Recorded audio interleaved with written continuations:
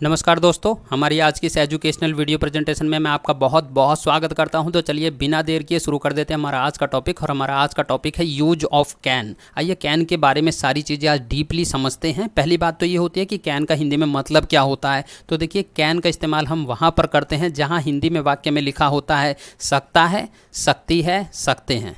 इस रूप में अगर हिंदी में वाक्य लिखे गए हैं और हम उसका इंग्लिश में ट्रांसलेशन कर रहे हैं, तब उस स्थिति में हम कैन का इस्तेमाल किया करते हैं। दूसरी बात, कैन कहीं ना कहीं वाक्य में मूल रूप से योग्यता को या क्षमता को प्रकट करता है। यानी जब कभी भी कैन लिखा गया है तो इसका मतलब है कि जो करता है उसकी जो सामर्थ्य है उसे किसी न किसी रूप में प्रकट किया जा रहा है। तीसरी बात, कैन का प्रयोग अनुमति लेने या अनुमति देने या संभावना व्यक्त करने के लिए भी किया जा सकता है। जैसे अनुमति लेने के लिए हम बोल दें कैन आई कम इन। आजकल मे का इस्तेमाल बहुत ज़्यादा होता है, लेकिन इस रूप में भी वाक्य बोला जा सकता है कैन आई कम इन। या अनुमति देने के लिए आप बोल सकते हो यू कैन गो नाउ, तो ये देने वाला वाक्य हो गया। या संभावना व्यक्त करने के लिए हम बोल सकते हैं it can possible, it can possible. तो इस तरह से आप देखेंगे कि विभिन्न स्थानों पर हम कैन का इस्तेमाल करते हैं जब कभी भी अनुमति लेनी हो, अनुमति देनी हो या संभावना को व्यक्त करना हो। इसके साथ साथ कैन को वाक्य में प्रयोग करते समय हमेशा क्रिया की यानी वर्ब की फर्स्ट फॉर्म का ही प्रयोग करना होता है। कभी भी सेकंड फॉर्म या थर्ड फॉर्म का इस्तेमाल नहीं किया जाता है। तो आशा करता हूँ कैन के बारे में ये बेसिक जानकारियाँ आपको समझ में आ गई होंगी। अब मैं आगे बढ़ता हूँ और कुछ उदाहरणों की तरफ चलता हूँ। देखिए, यहाँ पर हमारी स्क्रीन के ऊपर कई सारे एग्जाम्पल्स हैं। जैसे आप देखेंगे, राजेश तुम अब जा सकते हो, Rajesh you can go now. क्या है, किस तरह का वाक्य है, आप देखेंगे अनुमति देने वाला वाक्य है, इसलिए सकना के लिए कैन का इस्तेमाल किया गया है। दूसरा, तुम बोल सकते हो, यू कैन स्पीक, ये भी अनुमति देने वाला वाक्य है, सकते के लिए कैन का इस्तेमाल किया गया है। तुम यहाँ आ सकते हो, यू कैन कम हेयर, तो ये भी अनुमति देने वाला वाक्य है, इसलिए सकते के लिए कैन का इस्तेमाल किया गया है। मैं यह कर सकता हूँ, आई कैन डू दिस, तो देखिए ये क्या, मैं ये कर सकता हूँ, इसका मतलब कहीं ना कहीं सामर्थ्य, क्षमता, एबिलिटी को प्रकट किया जा रहा है। तो उस स्थिति में भी सकता के लिए कैन का इस्तेमाल किया गया है। और क्या पिंकी यह कर सकती है, तो यहाँ पर भी क्षमता की बात है, एबिलिटी की बात है। कैन पिंकी डू इट, यानी ये देखिए इंटेरोगेटिव है, प्रश्नवाचक वाक्य है, लेकिन सामर्थ्य को की बात की गई है। तो जब कभी भी क्षमता यानी सामर्थ्य की बात की जाएगी तब भी सकना के लिए हमें कैन का इस्तेमाल करना होता है। तो आगे बढ़ते हैं। अब यूज ऑफ कुड के ऊपर आ जाते हैं। देखिए, कुड कॉम्प्लिकेटेड नहीं है, दरअसल में कैन का ही पास्ट फॉर्म होता है कुड। हिंदी में इसका मतलब सका या सकता था, ये लगाया जाता है। कुड के साथ क्रिया का पहला रूप आता है, यानी वर्ब की फर्स्ट फॉर्म का इस्तेमाल जैसे कैन के साथ में करते हैं वैसे ही हम कुड के साथ में भी किया करते हैं।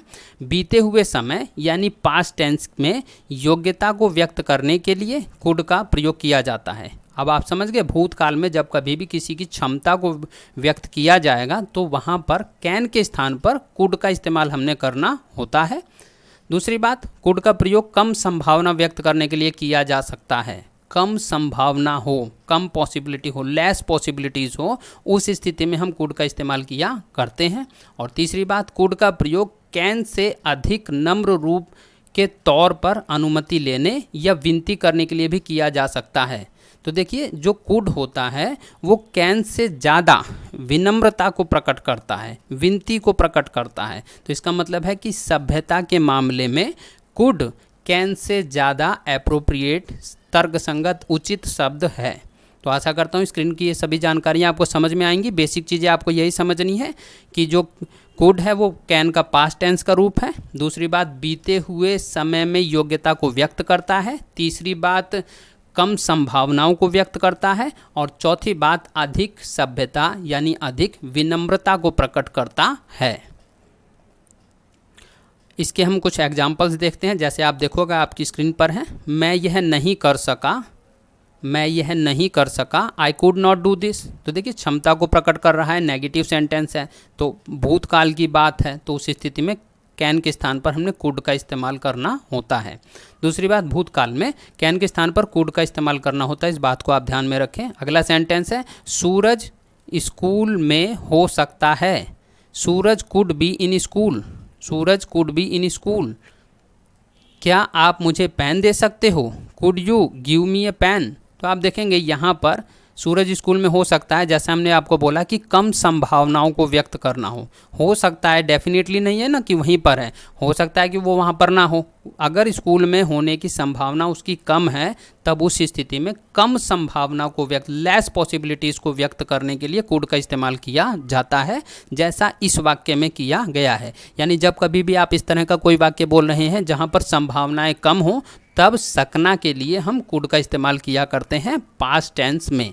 दूसरी बात, क्या आप मुझे पेन दे सकते हो, could you give me a pen. इस वाक्य में आप ध्यान से देखें तो आपको पता चलेगा कि बहुत ज़्यादा सभ्यतापूर्वक विनम्रता प्रकट की गई है, तब कुड का इस्तेमाल पास्ट टेंस में करना होता है। और मैं तुम्हें पेन दे सकता था, I could give you a pen, यहाँ पर सामर्थ्य को व्यक्त किया गया है। क्या हम वहाँ जा सकते हैं, could we go there, could we go there, तो ये पॉसिबिलिटीज़ को व्यक्त करने वाला सेंटेंस है। तो कुल मिलाकर ये सभी उदाहरण आपको समझ में आए होंगे। अब मैं आगे बढ़ता हूँ, यूज ऑफ कुड हैव की तरफ आते हैं। देखिए, हैव का इस्तेमाल आपको मालूम है, जब हम टेंसेज में हैव का इस्तेमाल करते हैं तो कौन से टेंस में करते हैं, प्रेजेंट के परफेक्ट टेंस में और प्रेजेंट के परफेक्ट कंटिन्यूअस टेंस में। कुल मिलाकर परफेक्ट टेंस होना चाहिए। और जब कभी भी हैव का इस्तेमाल किया जाएगा तो आप एक बेसिक चीज़ याद रखें कि generally third form of the verb का इस्तेमाल किया जाता है, third form of the verb का इस्तेमाल किया जाता है। ये बेसिक चीज़ हैव के साथ में आप हमेशा याद रखें। अब हम आते हैं कुड हैव की तरफ। कुड हैव का हिंदी में अर्थ होता है सकता था। कुड हैव संभावना व्यक्त करने के लिए किया जाता है। कुड हैव का प्रयोग संभावना को व्यक्त करने के लिए किया जाता है। यहाँ पर भी कहीं ना कहीं कुड और कैन की तरह ही कुड हैव में भी संभावना को प्रकट किया जाता है, पॉसिबिलिटी को दिखाया जाता है। और कुड हैव का प्रयोग करते समय हमेशा क्रिया की, वर्ब की, जैसा हमने पहले भी आपको बताया, थर्ड फॉर्म का प्रयोग करना होता है। देखिए, कैन और कुड के साथ में तो हम फर्स्ट फॉर्म का प्रयोग कर रहे हैं, लेकिन जब हम कुड हैव शब्द बोलेंगे या लिखेंगे तो क्रिया की हमें थर्ड फॉर्म लगानी होती है, वर्ब की थर्ड फॉर्म लगानी होती है। ये बेसिक बातें आशा करता हूँ आपको समझ में आई होंगी। अब मैं आगे बढ़ता हूँ। यहाँ पर स्क्रीन पर हमारे सामने कई सारे एग्जाम्पल्स हैं। तुम राजू को मार सकते थे, you could have killed Raju, you could have killed Raju. मैं यह कर सकता था, I could have done this. तुम्हें वह लड़की मिल सकती थी, you could have got that girl. तो आप देखेंगे कि इन तीनों ही वाक्यों में कहीं ना कहीं सामर्थ्य को, संभावना को व्यक्त किया गया है। और तीनों ही वाक्यों में आप देखेंगे, जैसे पहले वाक्य में किल्ड, दूसरे वाक्य में डन और तीसरे वाक्य में गॉट। किल की थर्ड फॉर्म किल्ड, डू की थर्ड फॉर्म डन और गेट की थर्ड फॉर्म गॉट। तो इस तरह से आप देखेंगे कि third form of the verb का तीनों ही वाक्यों में इस्तेमाल किया गया। जैसे हमने रूल्स में भी आपको बताया, जब कभी भी कुड आएगा तो third form of the verb का इस्तेमाल किया जाता है। और दूसरी बात, संभावनाएं तीनों ही वाक्यों में है, क्षमता, संभावना, पॉसिबिलिटी तीनों ही वाक्यों में है। जैसे आप देखेंगे, तुम राजू को मार सकते थे, संभावना है ना कि मर जाता, या मैं यह कर सकता था, संभावना है कि मैं यह कर देता। तुम्हें वह लड़की मिल सकती थी, संभावना है कि वह लड़की मिल सकती थी। तो जब कभी भी संभावना हो, पॉसिबिलिटी हो, तो हमें कुड हैव का इस्तेमाल करना होता है। तो जो बेसिक चीज़ें हैं इस स्क्रीन के ऊपर कि भाई कुड का हिंदी में मतलब होता है सकता था। दूसरा, कुड हैव जब कभी भी इस्तेमाल किया जाएगा तो फिर उस स्थिति में किसी न किसी संभावना को व्यक्त किया जाता है। और तीसरी बात, कुड हैव का प्रयोग करने पर हमें third form of the verb का प्रयोग करना होता है। आशा करता हूँ ये तीनों ही चीज़ें आपको समझ में आई होंगी। अब देखिए, कैन सकता है, कुड सका पाया और कुड हैव सकता था, जिन तीनों के बारे में हमने चर्चा की है, इससे संबंधित कुछ आइए वाक्य भी देख लेते हैं। विद्यार्थी स्कूल से घर आ सकते हैं, students can come home from school, students can come home from school. देखिए, कैन का इस्तेमाल किया गया है, प्रेजेंट टेंस में वाक्य है, तो उस स्थिति में अगर पास्ट टेंस में होता तो हम कैन के स्थान पर कुड का इस्तेमाल करते। First form of the verb का इस्तेमाल किया गया है, कहीं ना कहीं संभावना को व्यक्त किया गया है, तो हमने सकना के लिए, सकते हैं के लिए कैन का इस्तेमाल यहाँ पर किया है। दूसरा वाक्य आप देखेंगे, लोग तुम्हारे बारे में गलत सोच सकते हैं, people can think wrong about you. तो यहाँ पर भी संभावना को व्यक्त किया गया है, एक पॉसिबिलिटी है कि लोग तुम्हारे बारे में गलत सोच सकते हैं, तो यहाँ पर भी सकते हैं के लिए हमने कैन का इस्तेमाल किया है।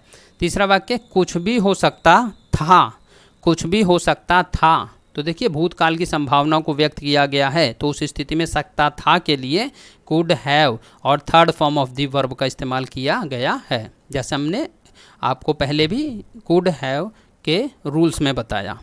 तो एनीथिंग कुड हैव हैपेंड, इसके साथ में आप देखेंगे तुम कभी किसी को प्यार नहीं कर सकते, you can never love anyone, you can never love anyone. तो आशा करता हूँ ये वाले सेंटेंसेज आपको समझ में आए होंगे। अब मैं आगे बढ़ता हूँ।